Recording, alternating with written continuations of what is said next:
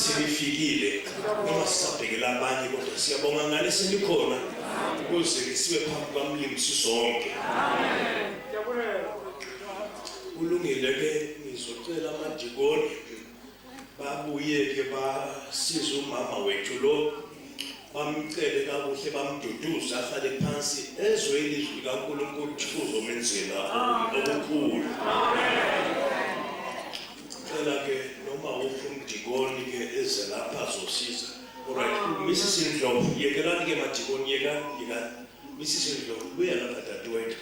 Amen. Oza kumncede ke umama umhlalisela phana ke ukuze siphe ithuba le ezwini likaNkulunkulu. Amen. Umduduze dadewethu ahlale phansi ezwini likaNkulunkulu. Amen.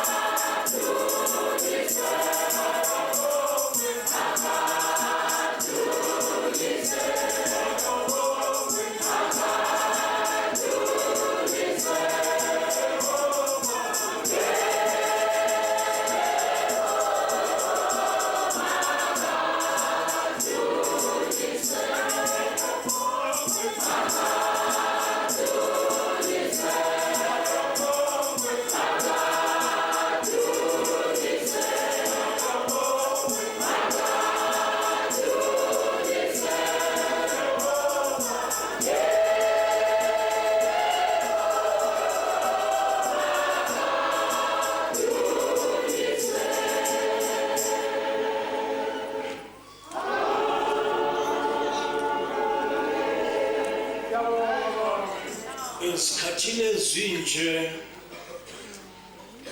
eziqhatheke kangaka sisiphukuphuku kuphela singakhathaleli umphefumulo waso. Kodwa umuntu ongqondo sikwanile zanele ngalesi sikhathi esinje kunomsebenzi ngomphefumulo wakhe. Ngoba engazi ukuthi lo mnyaka uzophela ekhona la iphini. Phoke njengoba ke isikhathi zikaNkulunkulu zinqabile zimbela kancane. Uthi nxa sivele saba loluhlobo ke bayajaha abafuna ukuphila kongunaphakade. Benze njalo ke bahambisana nesikhathi sikaNkulunkulu. Encwadini kaMateyu siyaphendela khona. Mateyu sonke ngokushesha. Amen. Mateyu 11. Amen. Mateyu chapter 11. Amen. Verse 20. Amen. Siyafunda. Amen. Khona waqalwa ukusola imizi ebeyenziwe kuyo imisebenzi emikhulu eminengi ngokuba ingaphendukanga. Amen. Wathi nakho kuwe na Korosi nakho kuwe na Bethsaida uma imisebenzi emikhulu yenziwe kuwe ibe yenziwe eThire naseSidoni ngabe phendukile ngabaphenduka akade behlala nendwangu yokulila nangumlotha. uJesu bensimsebenzi emnene eqhakathekileyo evula amehlo zimfama kwazoba amadle bavalekile avuleka abafileyo bavuka baphuma engcwabeni ngomva kwesuku ezine bengcwatshiwe. uJesu wenza umsebenzi omkhulu lapha kule mizi emibili. Manje ke kodwa kule mizi kwenziwe khona imisebenzi emikhulu kangaka abaphenduka abantu bale mizi emithu abaphenduka wakhala uJesu wathi ngabe lemsebenzi leyenziwe emzini lo nalo ngabe kade yenziwe kimi mina ngalaba ngabaphenduka kunjalo sebehlala ngendwangu yokulila kodwa kwenziwe imisebenzi emikhulu phakathi kwethu angiphenduka ngiyadlula kulemizi ngiyakwelinye lina lisala lingaphenduka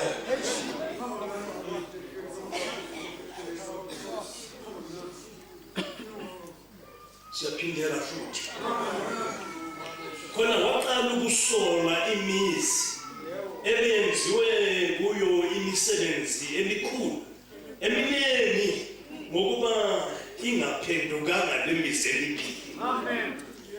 Wenza imisebenzi emikhulu uJesu kulelizi lempilo efuna ukuthi babone imisebenzi emikhulu eminingi futhi ukuze bakholwe baphenduke basindiswe kodwa iphutha laba yile abaphendukayo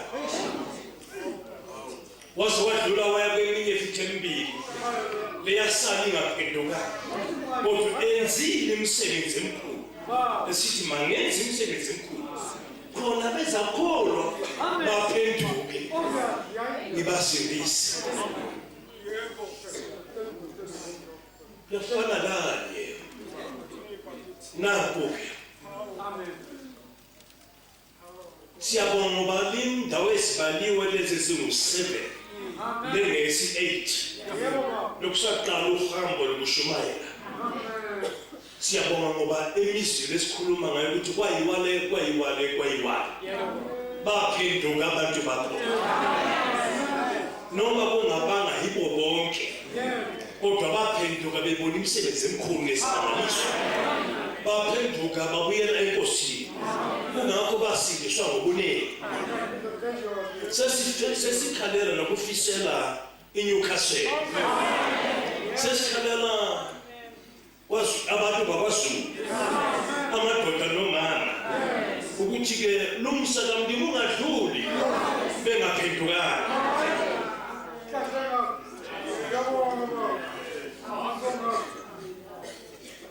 izolo umoya kamlimi ukuwasikhuza la umoya kamlimi usikhuze ngamazwi athi msukuthi wena hayi wena mshumayeli uvela kuthi awungazi mina ngihamba inkonzo ethile kulapha ngikhonza khona ngiyimemba yakhona ngiza lokhu nalokhu uthe umoya kamlimi hayi msukusho lokho zikhangele manje zibheke manje ukuthi ungaphikwe igama elithi kuphenduka base kuthiwe kumoya kamlimi uJesu abantu abathi baphendukile yilaba abaphuza iphuzo namanje abantu bathi baphendukile yilaba abazenza zonke izono zomhlaba bayalwa namadoda abafazi baluma amadoda amadoda ashaya abafazi iBhayibheli lesihlobo esikhona ekhaya khona qede kusasa bahambe baye enkonzweni uhambe umfazi wethu baba sale ekhaya kuye lo kade shayi wethi ngiyoduduzwa uyabona-ke sithe akusiko kuphenduka lo sithe moya kamlimi uthena akusiko kuphenduka ukuthi umuntu othi uphendukile uyena futhi odla izono othena ngiphendukile kumlimi sengikhonza uNkulunkulu abe uyena obhisi ngezono zikasathane asidle ezintshontsha usathane athi uNkulunkulu nangu umuntu wakho lapho uthi wena uyakholwa nangu uyantshontsha wena izono zami la umoya kamlimi uthemba singaba ukuthi ngaphenduka mina khangela ukuphenduka kwakho uthe hlolo ukuphenduka bani khona ukuphenduka okuphelele uthe lo Jesu ngabahlala ngendwangu yokulila nangomlotha ukuphenduka kweqiniso kuyasidela izono kuyasilahla zonke izono noma simnandi noma sibenza mkhulu umuntu kodwa nxa sephendukela kuNkulunkulu ulahla konke ulahla lenyamazana zobuthakathi lenyoni zobuthakathi alahle lobuthakathi alahle namanga alahle yonke into nokuphinga nokuhlobonga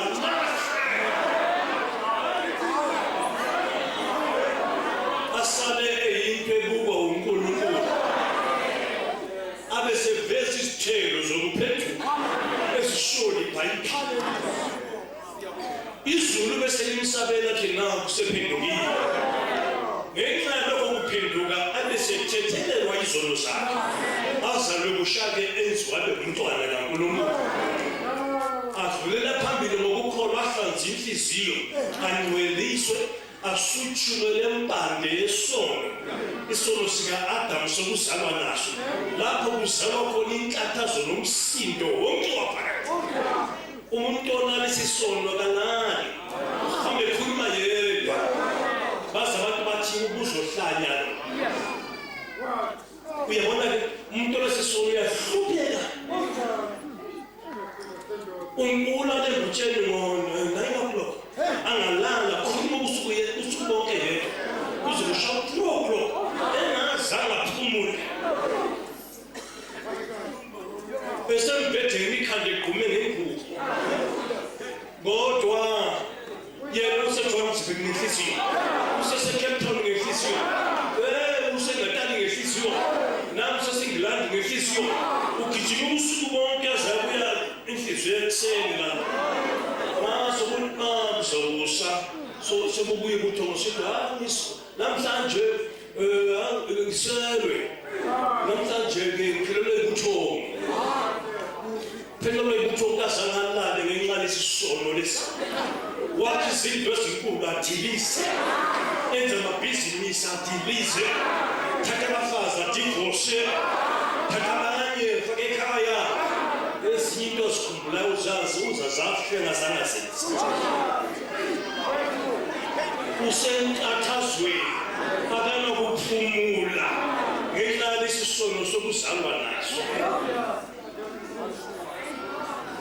kanti-ke angazalwa kusho umuntu ngegazi likaJesu Kristu umsebenzi wesibili wegazi likaJesu ngokuhlanza inhliziyo yomuntu athole isinyathelo sesibili esilotshwe eBhayibhelini abeke umuntu ongcwele njengokusho kweBhayibheli aphile impilo yeBhayibheli esemhlabeni nxa inhliziyo seyihlanziwe yagezwa ngegazi likaJesu yamhlophe sekugudulwe inhliziyo ngegazi likaJesu kungasekho khona-ke phakathi intwala namatsheketshe namakuluku namahuhu ahamba enhliziyweni nxa sokuthule sokuclean umoya weyingcwele abesebonke indawo yokuhlala eclean indawo ethuleyo abeselinda-ke ngokukholwa umoya weyingcwele amgcwalise agcwale ngomoya weyingcwele abeseholwa ngomoya ezintweni zonke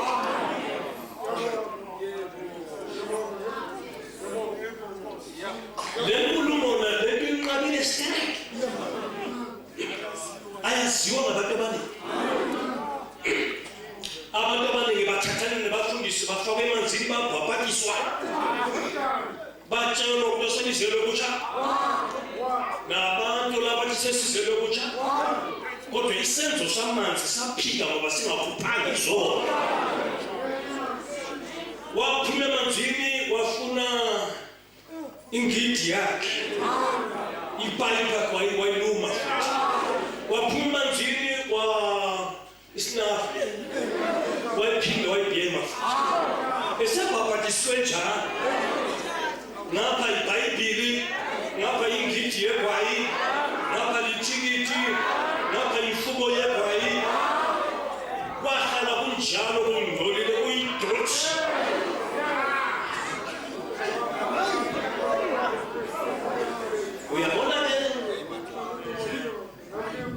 asisole abanye kodwa sifuna ukuchazela abanye into eyiyo.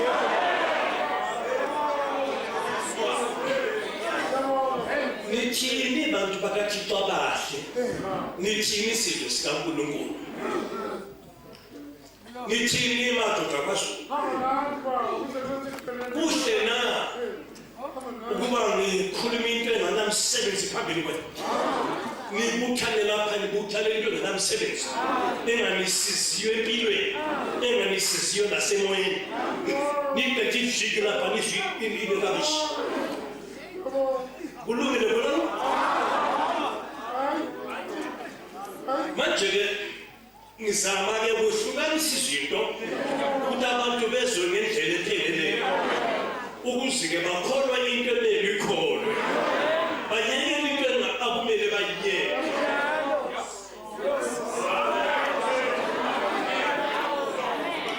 Angisole laba bantu ababhabhathisayo emanzini besithi ngizelwe kutshani basole. Bafunda njalo, bafundiswa njalo, bazi kanjalo. Polokhu nxa bengakwazi ukushoyo ke kunecala ngabo na. Hayi abanacala bafundiswanga bakwazi. Icala labo ngelokuthi nxa bengenakho abangeni izulu.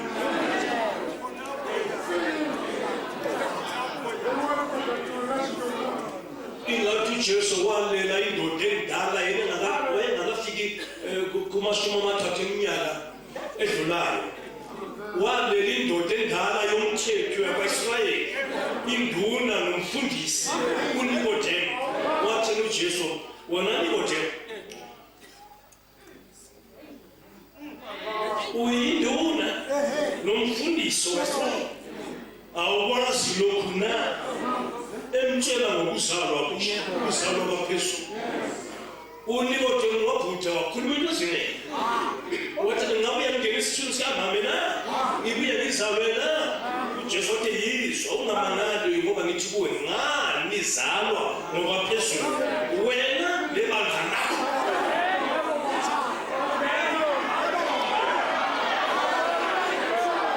Wathi uJesu angiyibona inkosi. Umbuso wezulu ngekawubona uma uthe ngaselo wakwaphezulu. Watshela indoda endala ngendlela. Singasondela simhlophe sifika lapha hambuyeka bona amaJuda. Abona indlela zasibela. Kodwa watshelwa inkosi eleminyaka ngokuzalwa enyameni emlushwana noma yayiveli khona phakathi. Kodwa watshelwa iqiniso. Siyambongela ke ubaba uNikodemu ngoba esevumile amazwi kaJesu wasindiswa. Uyena uNikodemu owangcwaba inkosi uJesu noJoseph wase-Arimathea bekuthuka kuphela lamadala benza i-funeral kaJesu.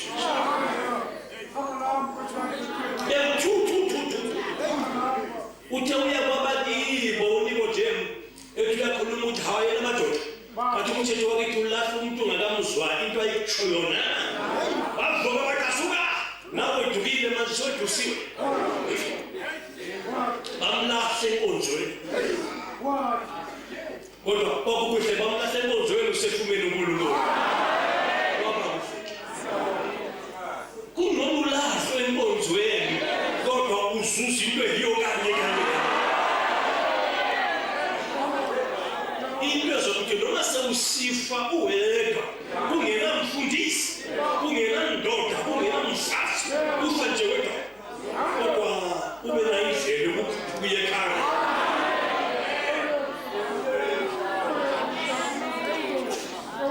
Manje ke bantu abahle bakaNkulunkulu, uThixo wezulu makanibusise. Abenzile okuhle uyalithanda uThixo wasenza umfanekiso wakhe. Uyasithanda kungakho wathuma indodana yakhe uJesu Kristu ukuze ezezweni azoba indlela yethu.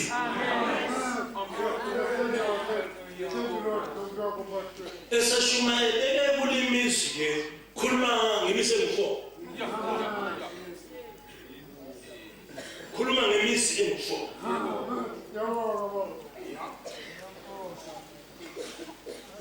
Verse siyafunda 20 khona waqala ukusola imizi ebenziwe imisebenzi emikhulu eminingi ngokuba ingaphendukanga.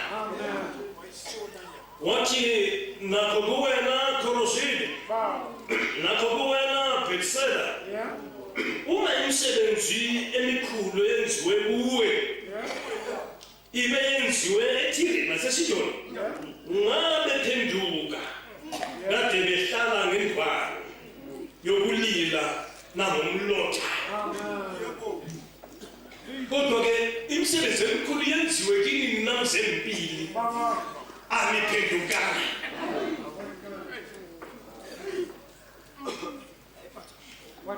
Zwanini-ke abantwana bakaThixo, nani nonke nimthandayo uNkulunkulu, kuyingozi ukuthi kufike iqiniso ebekade ulidinga phansi kwezulu, selifikile bese lokukhamba ngesicathulo sakho. Wenze njengamaJuda besefikile uJesu babemthandaza bekhuleka bezwa ngeBhayibheli nge-Old Testament, bathandaze baze bakhela inyembezi baphakamisa izandla bathi makabuye uMesiya ingakafi. Sengathi ngawuyafika indodana kaNkulunkulu ingakafi, bathandaza bamlinda. Njengomnyaka omhle uMesiya lo babemlindile wazalwa. Wasukusiba yiJuda wazalwa endlini engaziwa edelelekile kwaJosefa khona. Bona kanti befakile amantombazana abekhethiwe baba amanesi abangashadiyo ukuthi bazazala umsindisi. Into yabo yakabe emaJudeni wazozalwa le kwaJosefa emqalelo ngaziwayo. Jesu kuthiwa uye uKristu. Bakasukani na simlindela ngantombazana la ehlukanisiwe bawo elizwi ukuthi bazamzala uKristu. Bakhila bazabamkhanda ngamatshe bazabambethe bambulala bamphethelele esiphambanweni. Kwakungcono-ke kwakunesizathu sokuthi ukufa kwakhe sisinde thina. Manje makungabi njalo bantu bakaNkulunkulu, makungabi njalo. Nxa bekhalela iqiniso silokhu wazalwa uthandaza uzila nokudla ukwelintaba ufuna iqiniso ulibona khashana ungalazi ukuthi ngilibambe kanjani. Izifiso zempilo yakho zibona khashana kodwa ukuthi ufikele kulento oyifisayo wehluleke.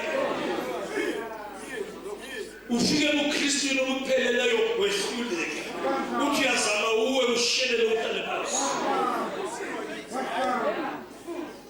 Bese sokuthi kugcine ungakasuke emhlabeni uthi xa besebenzela inceba njengoba wenzile uKhoneliya owayethandaze umuntu wesizwe wakhuleka esakhuleka uthi kodwa lo muntu uyangithanda manje kuphela indlela kanyazi wasethi uNingilosi yaya kuKhoneliya ethi yena Khoneliya thuma umuntu eJopha lapha emzini kaSmira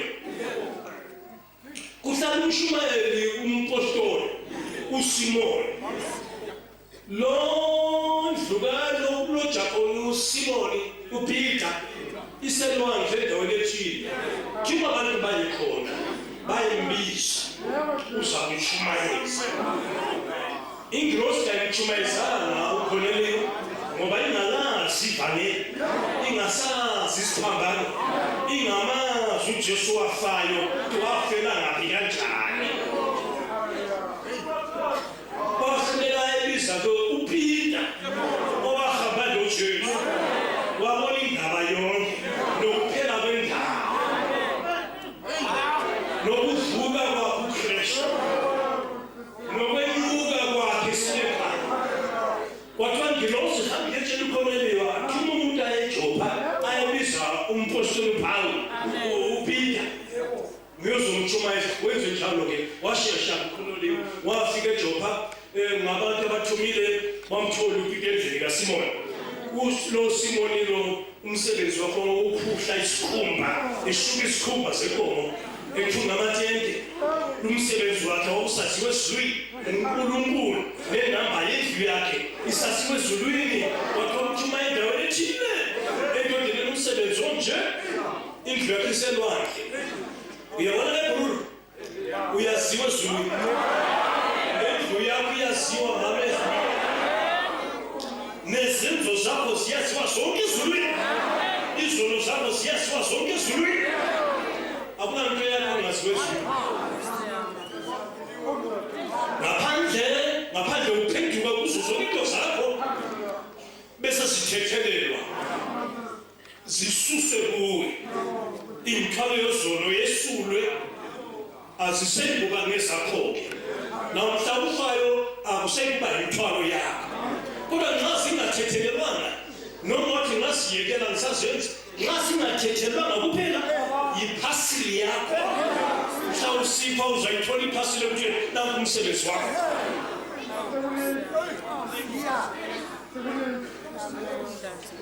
Yikho kunomsebenzi umuntu athandaze yedwa ngokukholwa athethelele izono zakhe. Enziwa abe ngumntwana kaNkulunkulu. Zesulwe angabisaba naqala ngazo lezo zono.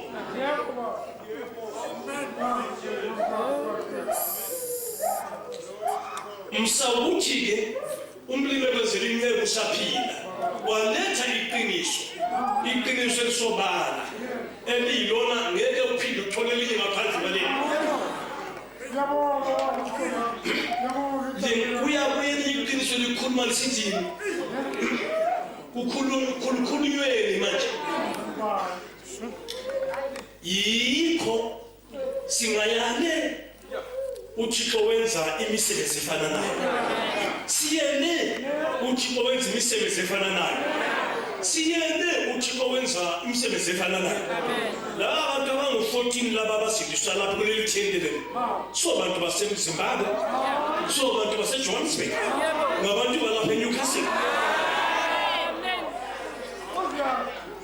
Izinto ezenziwa lekhashana le uThixo wenza into ezifanayo ngoba iqiniso linye, uJesu omunye, ivangeli linye, umuntu ngumuntu.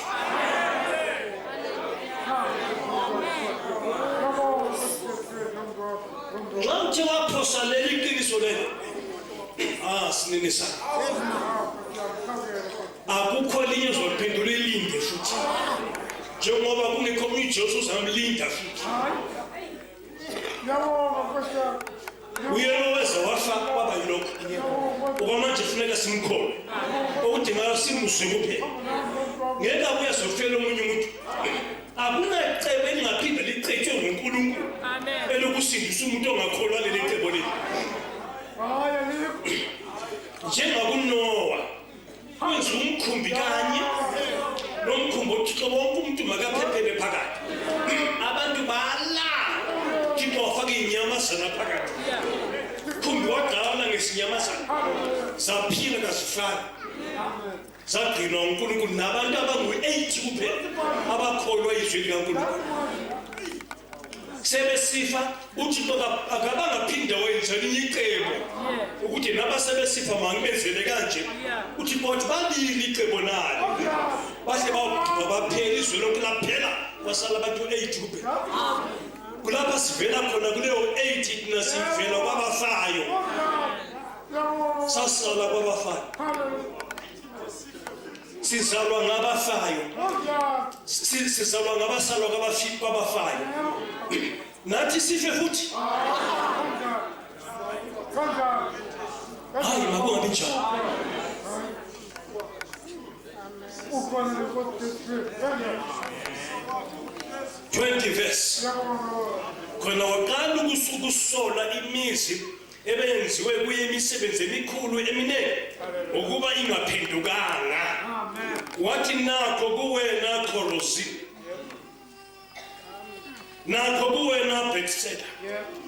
Uma imisebenzi emikhulu yenziwe kuwe ibe yenziwe eThire neSidoni, ngabaphenduka kade behlala ngendwangu yokulila nangumlotha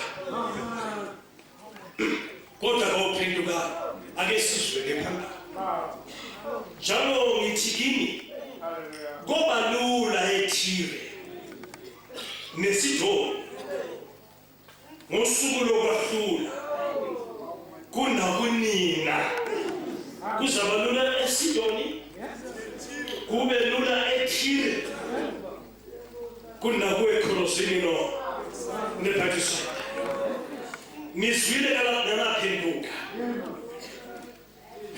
wayikhalela emzimbeni namhlanje izwa ke uJesu uyelizwe lona namhlanje ngaphakathi namhlanje ukhalela eNewcastle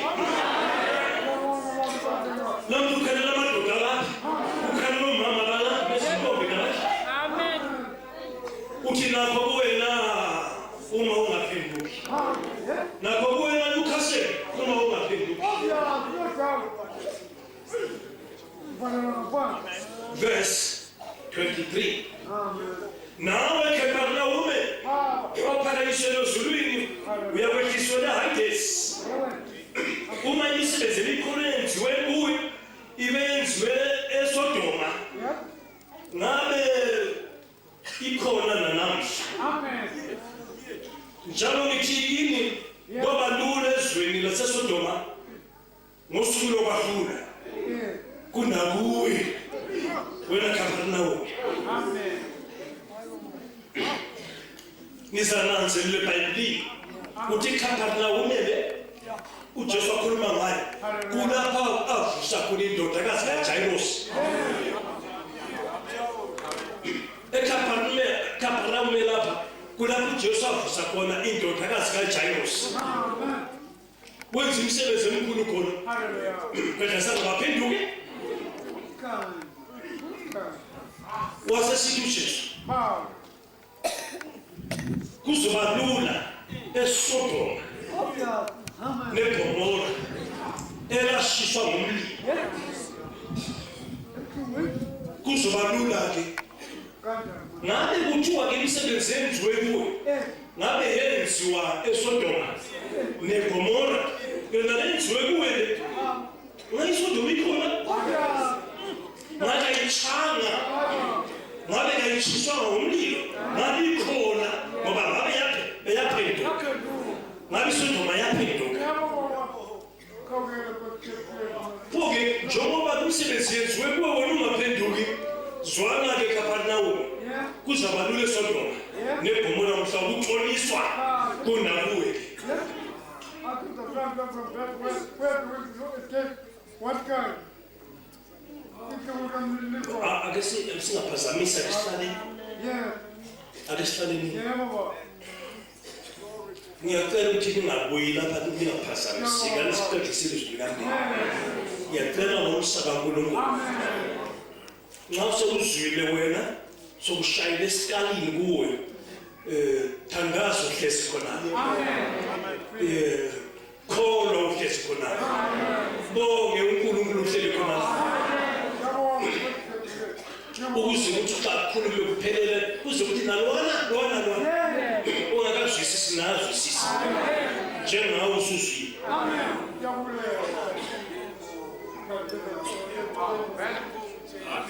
manje uThixo makangisize ke ngiveze kancane indaba lapha nawe Kapharnaume ophakanyishelwe ezulwini uyakwehliselwa eHades uma imisebenzi emikhulu eyenziwe kuwe ibe yenziwe eSodoma ngabe likhona nanamhla iSodoma ngabe likhona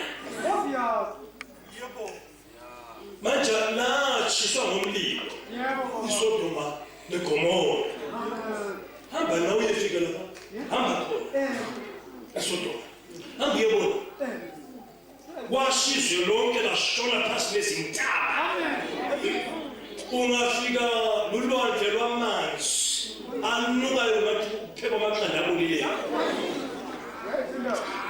ayanuka amanzi akhona anuka isolufu umlilo watshisayo hamba uyofika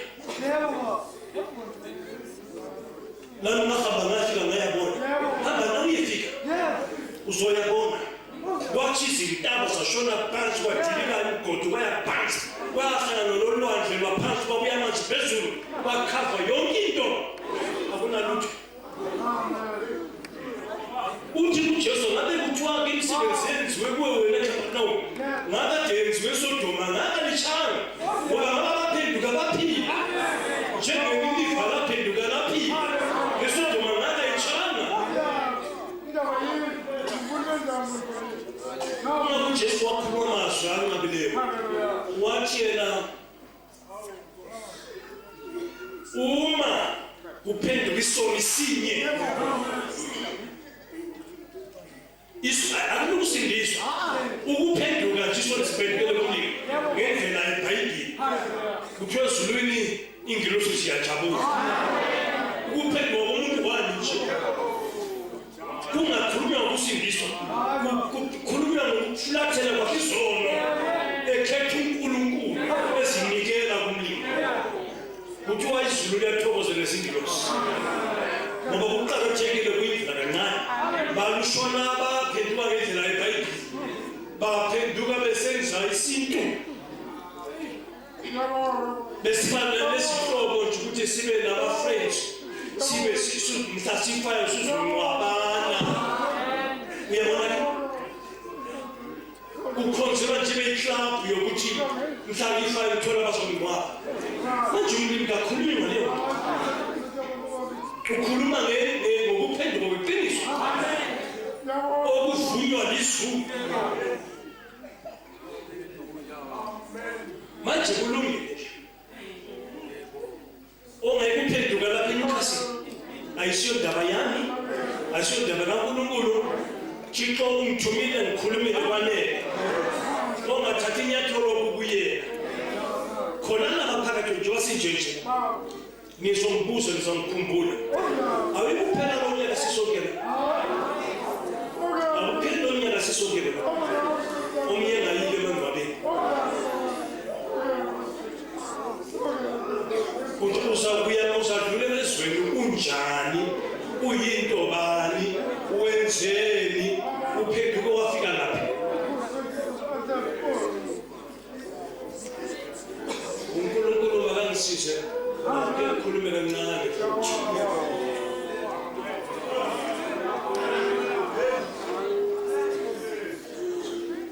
njalo ngithi kini ngoba lunezweni laseSodoma ngosuku lokwahlula kunakuwe.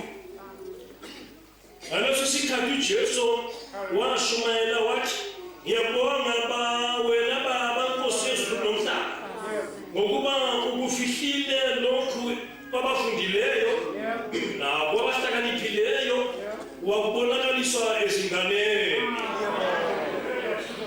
Yebo Baba ngokuba kwakukuhle ebusweni bakho ngiphiwe uBaba akukho umuntu owaziyo indodana kuphela uyise no akukho nomuntu owaziyo uyise kuphela indodana nalowo indodana ethanda ukuzibonakalisa kuye kuphela. Haleluya. uJesu washumayela wakhuluma lamazwi la ebonga kuyise wathi Baba ngiyabonga Nkosi yezulu nomhlaba ngokuba lokhu ukufihlile kwabahlakaniphileyo nabafundile ukufihlile kubo wasekubonakalisa ezinganeni ebantwini abangazi lutho abantwini abangafundile kuyini ababekubonisiwe. Yini le ethi uJesu ethiwa nguJesu ukubonakalisile ezinganeni lezo zingane zasibonene kanje yini esasibonile abanye laba abafundile labakhulu bafihlelwani yini yafihlwa la yini yafihlwa ngabayibona lalela uthi bafihlelwa ivangeli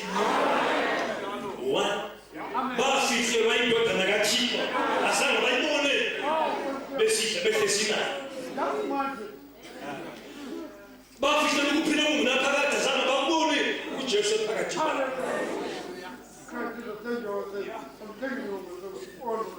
ngiyabonga baba Nkosi Yesu nomhlaba ngoba ubufihlile lokhu ukuthi bangazi mina bemukile mina bakholwe kimi bangazi mina ukuthi ngiyindodana yakho ubafihlela abahlakaniphile nabafundile wasuveza lezi zinto wasungiveza ezinganeni ngaziwa zingane ngaziwa ke ngabangafundile ngaziwa ngabantu abangashothi emhlabeni wasesithi nguwe baba omthandayo kulungile nxa uthi babufake kuhlangothi lokuba ingane wabufake kuhlangothi lokuba ukhethe ukuthi umazi yini manje ujikajika yini manje unyathelanyathe ungesinto epheleleyo yindaba ungazinikeli kuNkulunkulu indaba ungaphenduki ngendlela epheleleyo indaba lemcabango eminengi indaba nokuzindla okunye nokungenamsebenzi lalela okungasozile ukusiza noma kanjani kancane futhi swala bro yenza into epheleleyo zinikele kuNkulunkulu phenduka ngenhliziyo yonke othi wena mshumayeli hamba kimi kwezimali ngizwile lapho umfundisi ekhuluma owalaphela uKhasi nakusukuma umfundisi amen obekhuluma okanhlabathi uhlala khona ukhulumile nendawo yokukhonza esikolweni amen hlala phansi mfundisi ithike wena hamba uyelana kanti vela khona indaba sengiyizwile ngiyaphenduka ngiyazinikela kuJesu ngenhliziyo yonke ungasinikela abantwini ngabe sinikela abafundisi sinikela kuNkulunkulu sinikele kuJesu phendukela kumlimi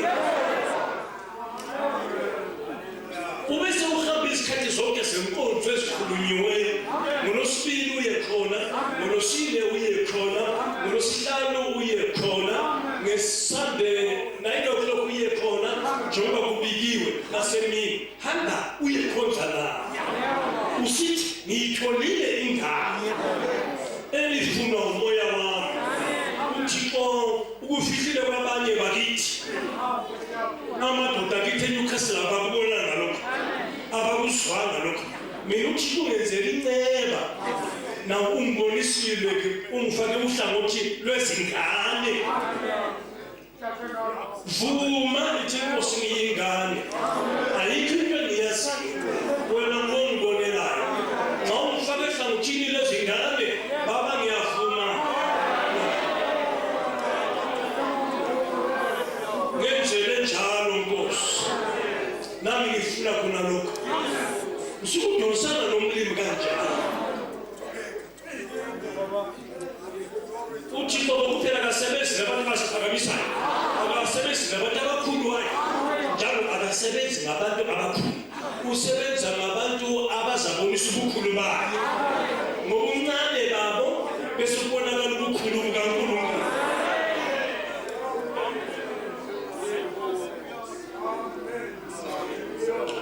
ngiyaphinda futhi mntakwethu mntakamama ngiyaphinda basolwa nguJesu imizi lemibili wayisola wasola neKapernaum amen wathi izabangcono iSodoma eyashiswa ngumlilo ngelanga lokwehluleka kunawe eKapernaum okwenza umsebenzi omkhulu kuwe awakholwa what God ngakho-ke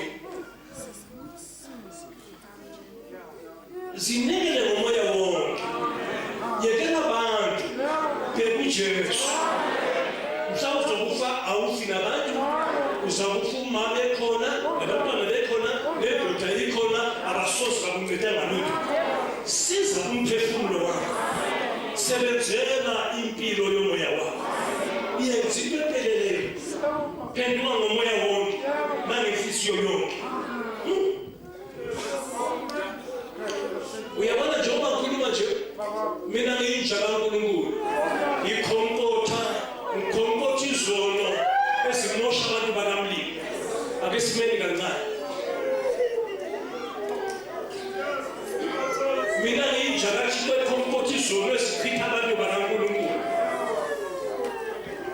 Manje umoya kaMlimi uthi nginikela ababizwa ngomlimi ekuphendukeni. Manje ningaphazamisi bazalwane. Ningabazalwane msanukuphazamisa inkonzo. Yekani umoya kaMlimi uqede ubize labo ababizwa ngoNkulunkulu.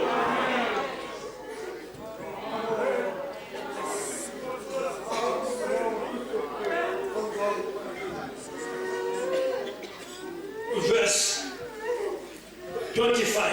Ngaleso sikhathi uJesu washumayela wathi ngiyakubonga wena Baba Nkosi yezulu nomhlaba ngokuba ukufihlile lokhu kwabafundileyo nakwabahlakaniphileyo wakubonakalisa ezinganeni. Yebo Baba, ngokuba kwakukuhle kuwena ebusweni bakho. Ngiphiwe konke ngoBaba. Ngiphiwe konke ngoBaba. Akukho umuntu owaziyo indodana kuphela uyise. Akukho umuntu owaziyo uyise kuphela indodana. Nalowo indodana ethanda ukumbonakalisa kuye. Ake nixolele abantu bakunakeliswe lokho. Ake nizwe. Akunamuntu wazi uNkulunkulu waziwa nguJesu. Akunamuntu wazi uJesu waziwa ngubaba uNkulunkulu. Labathuba yazana. uJesu wazi uNkulunkulu. uNkulunkulu wazi uJesu. Ozawazi uJesu othunywe ezweni akinizwe lokho. Ozamazi uJesu lo othunywe ezweni. Uyabengulowo. Uyabengulowo. Indodana kaThixo ethanda ukuzibonakalisa kuye. Kuzaba ngulowo indodana kaThixo ethanda ukuzibonakalisa kuye. Zwana-ke ukuze ubizwe ube lapha kulomhlangano lemvuselelo indodana kaThixo ethanda ukuziveza kuye. Khona abafazi abangekhona, khona amadoda abangekhona ezindlini bakhona ezindlini right round bakhona kodwa babuyana lapho ababizwana. Kodwa wena uthandwe nguNkulunkulu ufaka ohlangothini lwezingane ukuze wena-ke uThixo ngendodana yakhe umazi umlimi ngoJesu. uJesu uthanda ukuzibonakalisa kuye ngandlela bani ngokuthi wena uphenduke bese usamusha. Singathetha ilizwi zakho uzamazi uJesu ngendlela epheleleyo. Uyakuzwa lokho? Uzaziveza uJesu ngokukusindisa. Nxa sekusindisile awusoze umfanise. Uzakwazi ukuthi ngisindisiwe, ngithethelelwe izolo. Ilizwi likaMoya oyingcwele lizokuthi kuwe, njengoba ukholiwe nje, jabula-ke izolo sakho sesithethelelwe. Awuzukutshelwa ngumuntu, uzatshelwa nguMoya kaMlimi. Uzazele ube nosindiso lokuzazela. Wena uzasuka utshela abantu sengisindisiwe, sengithola ubufakazi ukuthi izolo zami sezithethelelwe. Abe sekunika amandla ongasazenzi futhi bese uhamba ezweni ungasenzi izolo. Kuyabe sebenze njani? Indodana sizibonakalisele kuwe manje. Zwana mama, kuwe ukuthi na ukholwe kuJesu. Uthande wena, ukufise wena, ukuthande wena, ukuvume wena, uJesu asibonakalise kuwe. Ungakuthanda ukholwe uzosibonakalisa ngendlela yokusindisa. Ukuze ungabaza kusasa ngomlimi, khona ungayikungabaza ngoJesu. Uzamazi sibili. Kungaze kuyisathana khuluma thini kudile umhlaba uzasala usazi ukuthi mina ngingokaJesu. Izono zami zathethelelwa. la khona lapha sathethelwa khona lapha ngathola ubufakazi ukuthi izono sami sithetheleka uyabona ni nalowo indodana kaThixo ethanda ukuzibonakalisa kuwe uyabona lensizwa indodana kaNkulunkulu iyathanda ukuzibonakalisa kuwe uyabona baba wena ofaka uhlangothi lwezingane lalela sithiwa sisishuphekile sithiwa ngasingabantu abangasilutho asibalwe esizweni asaziwa saziwa uNkulunkulu kodwa zwana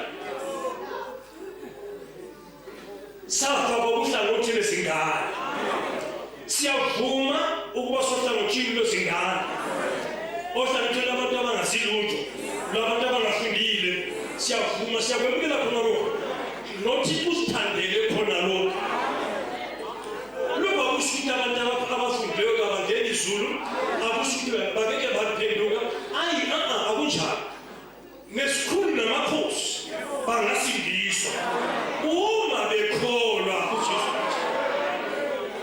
kodwa uNkulunkulu unomsa ngabanengi laba abangaziwayo basohlangothini lezingane uyabavezela indaba yasezulwini yokuphila okungunaphakade manje-ke ngithi-ke mina kuwesinini sami uThixo wezulu uthandile ukuthi wena akufake kuhlangothini lezingane noma umuntu omdala ungumama ungubaba kodwa-ke ufake kuhlangothini lezingane ethanda ukuthi yena uJesu azibonakalise kuwe ngendlela yokukusindisa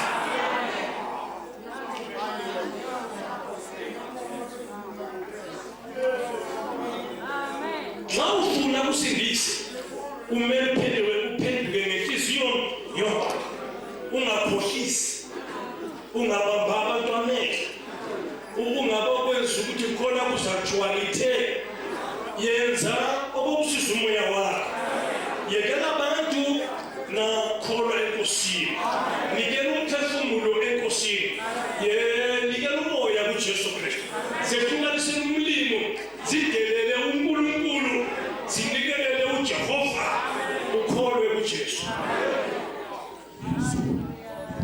utshela iqiniso lonke uJesu uzasibonakalisa kuwe uzasibonakalisa kuwe ngendlela yokusindisa wena uzakuyizubabisana sami uthi mshumayeli uJesu sasibonakalisile kimi izono zami sesiphelele wena uzamtshela wena uma ungaphenduka ngenhliziyo yonke njengoba sike ngakhuluma ngaphambili singanyakaza ke sihlale umoya kaNkulunkulu uyangitshela mina ukuthi manginika ithuba kulaba bathi le ndaba yevangeli ngiyayikholwa ngiyayithanda ngiyayemukela ngifuna ukuthi ngiyenze ibe inkonzo yami ngifuna ukukhonza nabo laba bantu bevangeli ngifuna ukuthi inkosi isibonakalise kimi ngokungisindisa noma ngingasindiswa kodwa ngiyazehlukanisa njengoba ngehlukaniswe kuyumlimo uJesu ungahlukanisela ezinganeni nami ngizehlukanisela kuJesu ngiyazinikela ngiyaphendula namhlanje ake ngimeke izoloko bani onalise sifiso lesi sonke singanyakazi umlimo uthi nginike ithuba labo abanhliziyo zabo